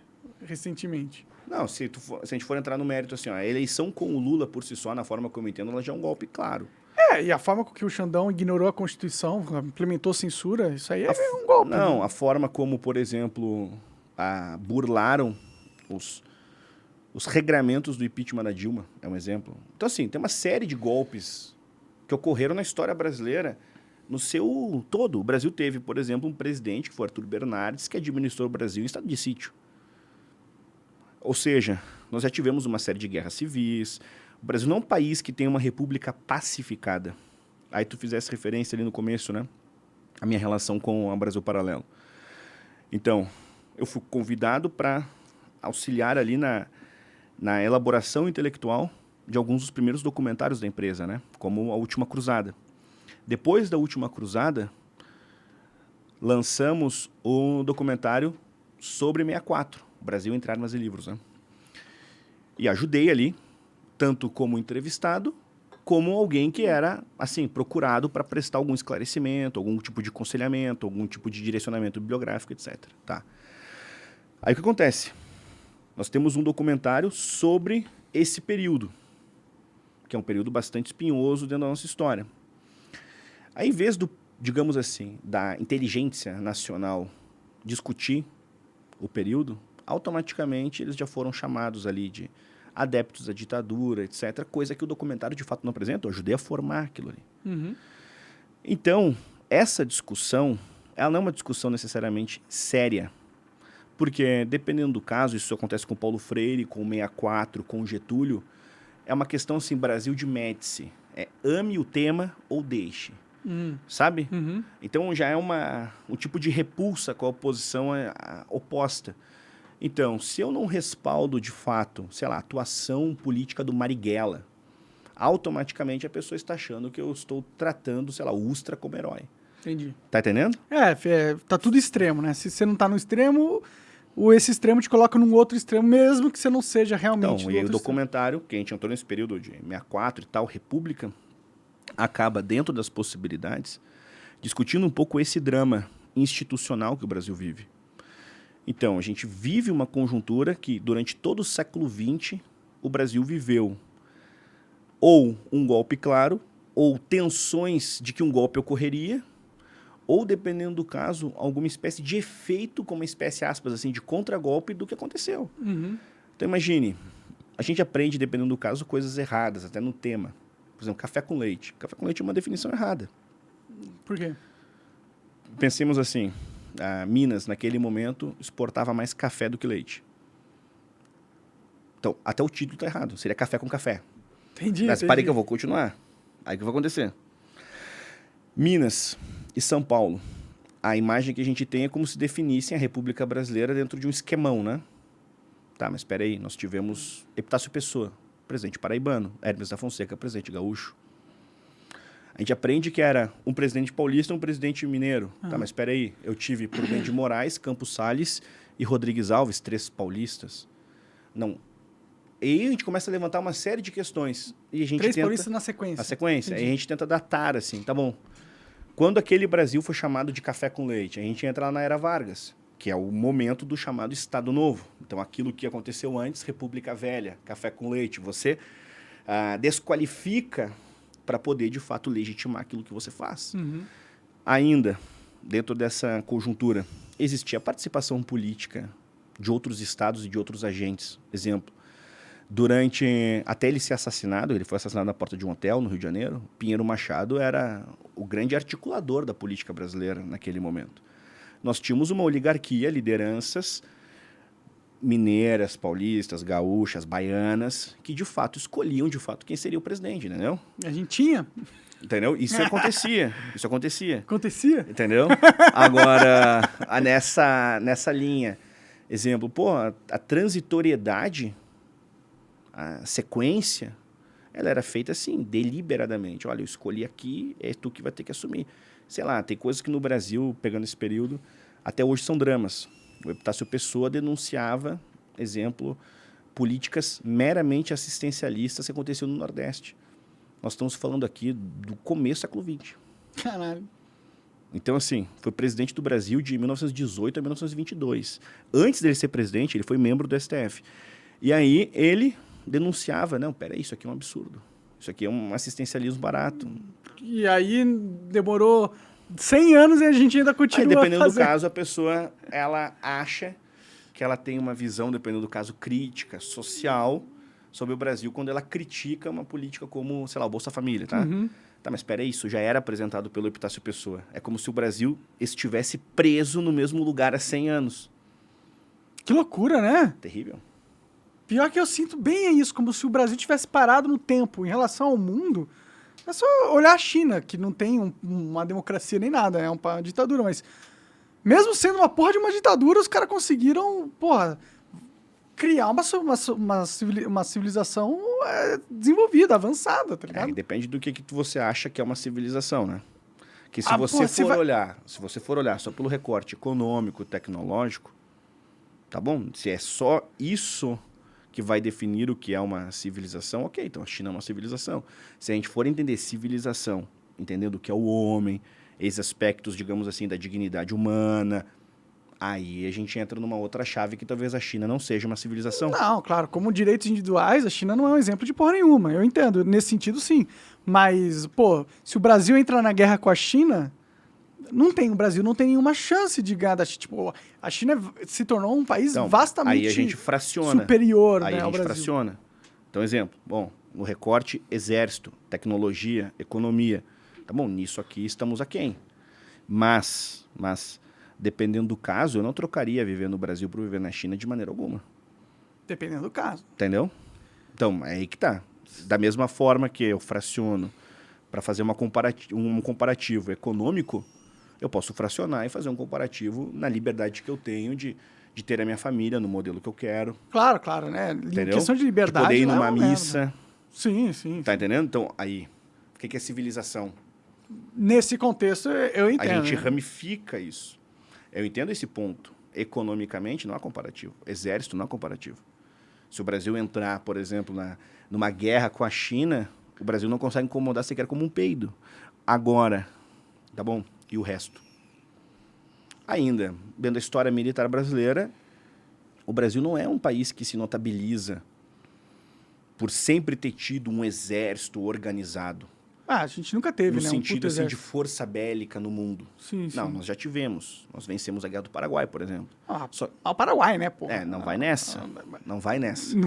Então, exemplo, esse olhar ao Paraguai é um olhar viciado no nosso contemporâneo. Como é que era o Paraguai no século XIX, naquele momento? Conhece? Não, eu entendo, mas mesmo naquele momento, o Paraguai não devia rivalizar com a Rússia, por exemplo, em termos de... Não, dependendo do caso, naquele momento, a Rússia era agrária. Bom, eu não manjo. Então, eu não vou discutir história com professor de história. Mas é isso que eu tô querendo te dizer. Sim. Tá entendendo assim, ó? Vai pensar na Rússia, que Rússia vem à sua cabeça? É da União Soviética. Então não é... Não, nós estamos falando agora do século XIX. Pode crer. Tu entendeu? Entendi. O Paraguai era forte. O Paraguai... Não do jeito que muitas vezes a gente aprende na escola, mas o Paraguai tinha um exército superior, por exemplo, ao exército brasileiro. Caralho. O que vai acontecer? O exército brasileiro foi organizado ali, é a genialidade de homens como o Duque de Caxias, General Osório, que organizaram o exército brasileiro numa contraofensiva que o Paraguai havia protagonizado. O Paraguai tocou primeiro? Claro. Entendi, os caras queriam dominar o Brasil. Corajosos, hein? Eles atacaram ali Uruguaiana, Itaqui, São Borja, cidades gaúchas, né? Entendi. Além de que tinham atacado o Mato Grosso, que naquele momento era um só. Pode crer. Então, a ideia era uma saída para o mar, né? O Paraguai não tem essa saída. Além de outras questões, por exemplo, de um ímpeto napoleônico, questões nesse sentido, assim. Então, nós estamos falando de um século XIX onde Argentina, Uruguai, Brasil, Paraguai, recém estavam independentes. Então, até demarcação de fronteiras, estabelecimento de poderes. O que eu quero dizer com isso? O exército brasileiro, no começo da Guerra do Paraguai, era um exército menor que o exército paraguaio. Aí foi organizado durante a própria guerra e venceu a Guerra do Paraguai. Beleza. Naquele momento ali, os militares ficaram insatisfeitos. A gente vai ter essa chamada questão militar e outras questões. Vem o golpe da República. Então, o exército brasileiro, isso é paradoxal, ainda que não seja uma força, digamos, bélica estrangeira, internamente, dita as regras até hoje. Pode crer. Tu entendeu? Internamente, a gente manda no nosso quintal. É uma aqui. instituição forte, soberana e, dependendo do caso, inclusive, revolucionária. Por outro lado, quando a gente pensa nos grandes exércitos do mundo, o Brasil não está ali. Sim, pode crer. Tinha uma potência regional, né? Será que o exército não tá meio puto agora com a situação toda? Eu acho que eles estão, né? A gente tá numa situação bem delicada do país, né?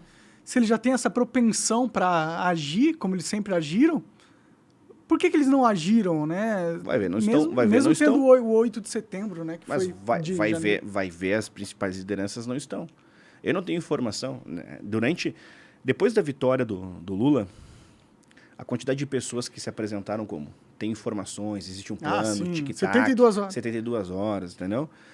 Então, dependendo do caso, o sujeito estava lá na Copa, distribuindo pendrive patriótico, conhece o caso? Então, assim, pendrive verde e amarelo. Então, assim, impressionante. Então, e a pessoa está lá, na frente do quartel, cagando em pé, e não, mas ele está lá na Copa do Mundo, defendendo os meus interesses aqui, etc. Ou seja, não dá para conversar com uma pessoa que se permite tal nível de manipulação. Ou seja, quem se permite tal nível de manipulação acreditou nesses teóricos que diziam que o exército tinha um plano e tal. Eu não sei se o exército tem um plano ou não. Nunca recebi esse tipo de informação. Não, também não. Ou seja, eu sou um historiador e eu preciso me pautar por fontes, documentos, textos. Fontes podem ser, assim, imagens, fonte oral, etc. Agora, se eu não tenho essas informações, não tem como validar. Aí eu quero dizer o seguinte, pelas evidências, em princípio o exército não está insatisfeito. Porque eu não vi nenhum movimento militar da parte do exército, instituição, que respaldasse toda essa pressão popular que acabaram recebendo. Não sei, viu, cara? Não sei se eu concordo com você, não. Manifestações privadas de pessoas do exército é diferente de uma manifestação institucional. Não, tudo bem, mas a gente teve vários eventos onde a polícia ia tentar tirar os manifestantes e eram protegidos pelo exército, né? Não, é que aí a gente teve, inclusive, durante o dia 8, a gente tinha policiais conduzindo as pessoas que tinham invadido para dentro.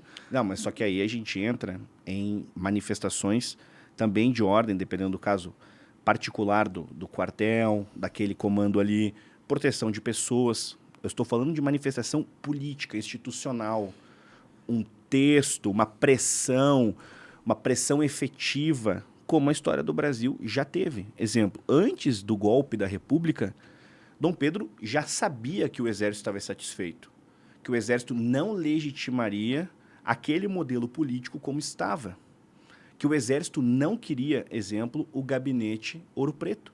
O exército já tinha dito, eu não quero. Troque. Eu não quero o Gaspar Silveira Martins aqui. Troque. Esse tipo de manifestação a gente não teve.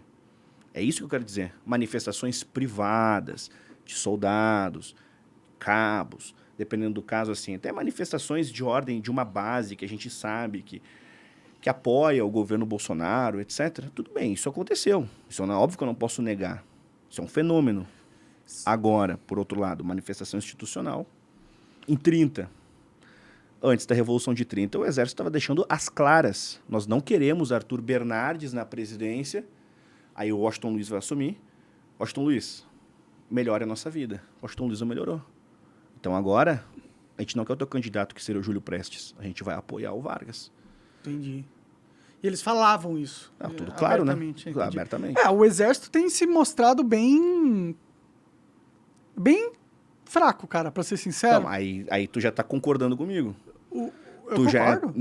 Não, que antes tu tinha dito assim, ó. Não sei se eu concordo. O quê? Não. Entendeu? Eu acho que tem muita gente insatisfeita lá. Claro. E eu acho que a gente teve demonstrações Manifestação privada. de pessoas, de Tu indivíduos. entendeu? Isso, sim. Que é sim. óbvio, eu não tenho como pegar uma classe do exército e dizer assim, ó, todos eles aceitaram pacificamente o governo Lula, não é isso. Sim, a gente tem evidência que tem muita gente Mas insatisfeita lá, né? Instituição é diferente dos indivíduos que a compõem. De fato. Então, os indivíduos que a compõem se manifestam de diferentes formas. Sim. A O instituição pelos meios oficiais. Sim. E os meios oficiais evidenciaram o quê? Que apoiaram, legitimaram, né, o processo dito democrático. Sim. Tu entendeu? Entendi. Foda. E agora eles vão se fuder, né? Porque não, e aí, enquanto vai isso... vir a Guarda Nacional, vai tomar lugar deles. Aí, enquanto isso, tinham pessoas dizendo, não, olha só, espere aí, sigam acampados, patriotas, aqui tá o Pix Patriota. Aí, esse cara lindo, sim. Então, aí vem essas manifestações nesse sentido. Sim. E quanto ao exército, exemplo, agora o exército vai se prejudicar, etc. Dependendo do caso, nós não temos acesso às conversas desses donos do poder no Brasil. E o exército está ali. O exército é um dos donos do poder do brasileiro. Sim. Nós não estamos na sala fechada com esses agentes que eles estão conversando. Sim. Então, essa perspectiva, agora o exército vai se prejudicar, eu não tenho essa certeza. Dependendo do caso, é um grande acordo e a ciência de todos os agentes sobre os fatos que vão acontecer. Aí é o pior dos cenários, né? Porque a gente vai ter uma ditadura com o exército junto. Que aí vai ser triste, né? Assim, a história brasileira também é formada por processos extremamente autoritários, imprensa censurada no Brasil. Volto a dizer, Arthur Bernardes censurou, Deodoro... Primeiro, assim, ó, vem a proclamação da República, o golpe republicano, Deodoro da Fonseca já está dando golpe, já está querendo censurar a imprensa, uma das primeiras coisas que ele faz. Então, a questão da liberdade no Brasil, ela é confusa, ela é dura. O brasileiro não gosta de liberdade, ele gosta de segurança. Inclusive, nesses meios, Falsa segurança. esses meios bolsonaristas, etc., muitos gostariam que o Bolsonaro fosse um Getúlio Vargas para chamar de seu, tá Pode entendendo? crer, eu tenho essa percepção também. Então, assim, dependendo do caso, a liberdade passa a ter um valor quando aquele do seu meio é censurado. Mas só que se essa censura chegasse em outro agente, não, tá ótimo. Pode crer. Então, a liberdade não é um valor. Pior que eu concordo com você, eu fui lá na live, na super live deles, eu falei justamente sobre esse ponto, que eles estavam validando a censura do judiciário toda vez que eles pediam para o judiciário censurar alguém.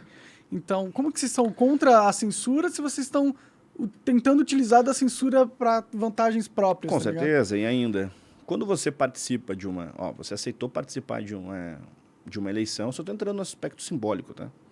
Não estou nem analisando o processo em si. Mas você aceitou participar de uma eleição, você aceitou participar do sistema democrático, dito sistema democrático, você aceitou apertar lá 22, 13, depois você aceitou que o seu candidato concorresse contra um presidente notoriamente corrupto. Quinto ponto, você aceitou e validou, pelo menos no aspecto simbólico, ainda que no seu interior você não acredite, a urna eletrônica enquanto meio. Nós temos um pleito que o presidente do TSE era declaradamente um militante do PSDB. E o PSDB é o partido notoriamente vinculado ao Alckmin, vice de um dos candidatos. Ou seja, nós já temos um problema institucional e simbólico gigantesco, mas você aceitou, foi lá e apertou o botão. Ou seja, depois disso tudo, você chegar e falar assim, não aceito o resultado, simbolicamente, a retórica que fica, para quem não está ligado na conjuntura política, é assim, tá bom, você perdeu o jogo, agora quer chorar. Então, de fato, o governo Bolsonaro aí não contestou previamente o modelo eleitoral que se apresentaria. Ele aceitou a censura sendo implementada. Quando o Moraes começou a implementar a censura, o Bolsonaro tinha que ter batido o pé e falar, agora o Brasil não vai andar até isso parar. Mas aí é querer que o Bolsonaro não seja de fato quem ele é. Um fraco do caralho. Entendeu? Então, assim, é lamentável, imagine. A gente teve, por exemplo, um dos momentos mais bonitos no campo simbólico do nosso país, 200 anos da nossa independência. Aí você tem o 7 de setembro, data da nossa independência. Aí o sujeito vai lá e fica gritando imbrochável. Então, assim, é uma coisa terrível, terrível, simbolicamente, no que se refere ao nosso passado. Você não tem um movimento de ordem social, intelectual, de um país que deixa de ser patrimonialista. Essa confusão entre o público e o privado na maneira de executar o poder. Então, dependendo do caso, e a base bolsonarista legitima isso, assim como a base do Lula vai legitimar quando o Lula faz, né? Que esses sujeitos, eles falam como sempre estivesse no quintal de casa, no churrasco de domingo. Não, peraí, você é uma peça pública. Aí a gente volta, Monark, lá para Assis Brasil, teórico do presidencialismo brasileiro, que esteve na Constituição de 1891, que era presidencialista, era republicano, que ele vai dizer: este modelo que se configura no Brasil presidencialista está fadado a não dar certo, porque o eleito vai sempre falar com seus eleitores, ou seja, não existe como você falar com o país. Exemplo, digamos que os resultados eleitorais estejam ali comprovadamente validados, o sistema ele é limpo, ilibado. Certo. O que acontece? O Lula venceu metade do país. Os números representam isso. Então, metade do país. Metade do país que votou, né? Então, metade do país que votou. Então, e aí? Vai discursar normalmente para os seus eleitores. Se fosse o Bolsonaro vitorioso, com a mesma margem, o mesmo processo.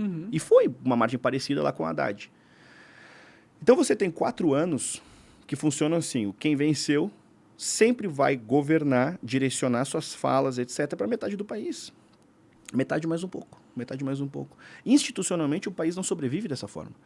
Ainda. Tem 4 anos de mandato. O primeiro ano, estou chegando no poder. Preciso entender como é que a casa funciona. Aí você tem 2 anos, teoricamente, para a administração funcionar. E o último ano é só campanha. É só campanha. E é só usar a máquina do Estado para fazer campanha. Então, que país sobrevive dessa forma institucionalmente? Não sobrevive. Pois é, sim. É aquela história lá, né? Não dá pra ter esperança no Brasil, né? O negócio assim, é vazado aqui e ir pra outro lugar. É que eu acredito de verdade, assim, pode parecer uma frase piegas, mas eu não tenho esperança no Brasil, mas eu tenho esperança em trabalhos, em meios, em certas ações. Exemplo, eu acredito que dar história do Brasil para as pessoas faz com que as pessoas enxerguem o país de uma forma mais bonita, uma forma razoável, que consiga enxergar assim, olha, o Brasil está assim, mas historicamente o Brasil nem sempre foi assim. Exemplo, a gente pensa lá na Guerra do Paraguai, um exemplo que eu sempre gosto de trabalhar. Poxa, a gente tem o General Osório. O General Osório era general, ele era do alto... 4 estrelas? Não, ele era assim, do alto poder militar, lutava como um soldado. Se a gente vai ver a pintura, a Batalha do Havaí, lá do Pedro Américo, o General Osório está no meio do pau pegando. Caralho. Ele lutava como um soldado e ele dizia: nenhum soldado meu fará algo que eu não faça primeiro. Então, ele não ficava ali no gabinete mandando, lutem. Ele estava ali, tomou um tiro na mandíbula, no meio da luta. É por isso que os generais não vão. Aí o que vai acontecer? Não, tomou um tiro na mandíbula. Seguiu em combate com um tiro na mandíbula. Caralho. E ainda há relatos. Estou trazendo assim, documentação, relatos naquele momento, certo? De que soldados brasileiros viam que ele tapava, escondia com poncho, porque ele não queria que os soldados brasileiros vissem que ele, enquanto comandante, estava ferido, porque isso poderia deixar esses soldados ali temerosos. Pode crer. Então, a gente tem o General Osório. O General Osório, segundo relatam, as últimas palavras que ele disse antes de morrer, ele morreu em casa. Depois da guerra e tal? Pátria Brasil, sim. Entendi. Ele morreu em 79. Entendi. A guerra terminou em 70. Entendi. Pátria Brasil. Carlos Gomes, por exemplo, no testamento, colocou: sou brasileiro e patriota. No testamento. E Carlos Gomes sofreu, assim, cruelmente com censura, com bloqueio de ordem financeira. O Estado brasileiro quase deixou ele passar fome pela burocracia estatal no momento. E ele conseguiu separar o que é o Estado brasileiro e o que é o Brasil. O que é a máquina pública, o que são essas pessoas e o que é, de fato, a história do meu país. E ele, no testamento, botou: sou brasileiro patriota.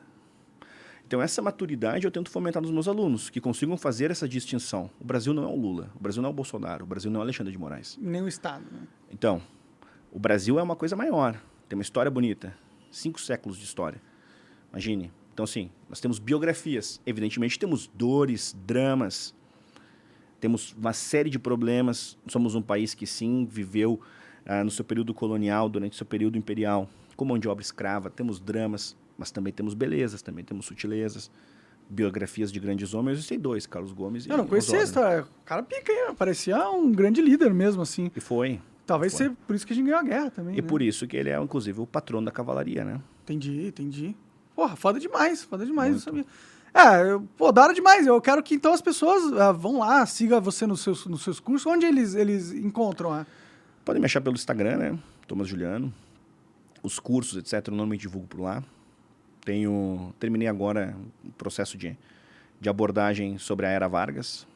Então, agora eu quero começar a abordar, acho que eu vou começar a divulgar isso agora no começo de março, sobre esse período militar de 64 a 85, um período Tem histórias confuso. interessantes aí. Claro hein? que sim. Claro Caralho. que sim.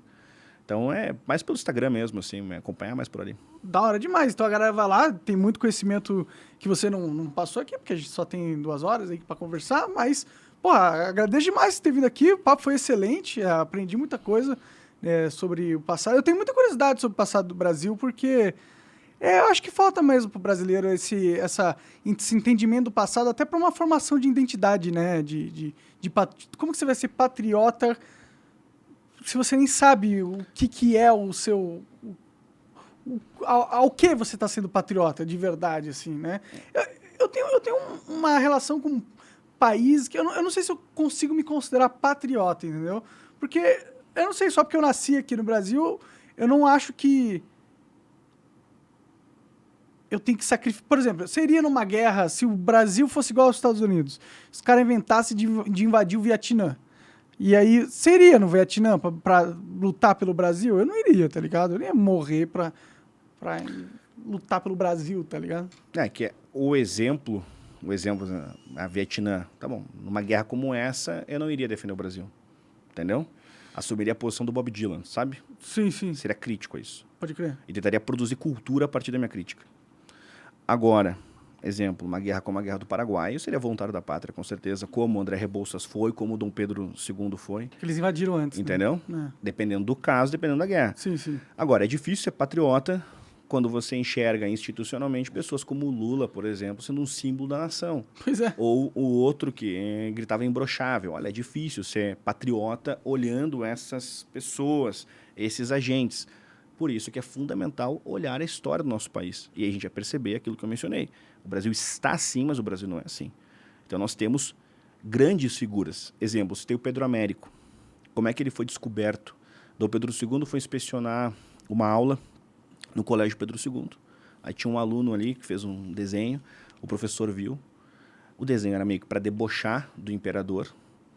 E aí o professor viu, pegou o desenho e mostrou para o imperador, e pensando que o Dom Pedro II era, ralhar, né? E Dom Pedro II ficou encantado com o talento do moleque. Nós estamos falando de Pedro Américo, que é o meu pintor favorito dentre os pintores brasileiros. Um gênio da arte. Então, assim, olha só que história maravilhosa. Sim, ele...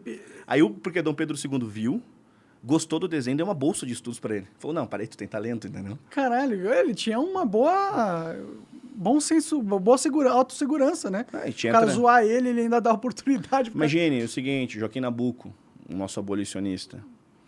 Então, ele tem 8 anos, está sentado na escada de um engenho, aí ele vê um escravo pedindo acolhida no engenho que ele vivia, o engenho do Maçangana.